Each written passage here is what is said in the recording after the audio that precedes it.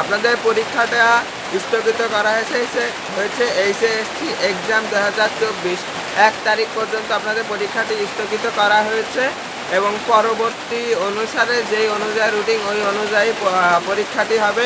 বা শিক্ষা বোর্ড থেকে আরেকটি বলছে যে যদি সম্ভব হয় আবার পুরো যেই পর্যন্ত পরীক্ষা হয়েছে তারপরের থেকে একটা পরীক্ষার রুটিন তারা তৈরি করে আপনাদের মাঝে উপস্থাপন করতে পারে, সেই বিষয় এখনো পরে।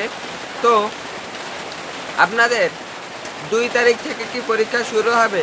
2 তারিখ হচ্ছে শনিবার, রবিবারের থেকে কি আপনাদের পরীক্ষাটি শুরু হবে কি না?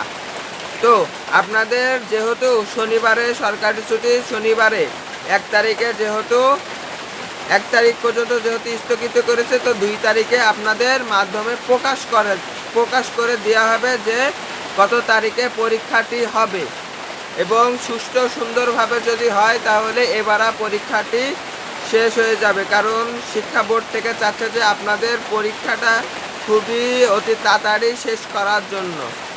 আপনাদেরও শেষ করার যেমন আগ্রহ, তাদেরও একটা দায়িত্ব আছে যে খুবই অতি তাড়াতাড়ি শেষ করানোর জন্য, কিন্তু দেশের পরিস্থিতির কারণে এই পরীক্ষাটি এখনও শেষ করা সম্ভব হচ্ছে না।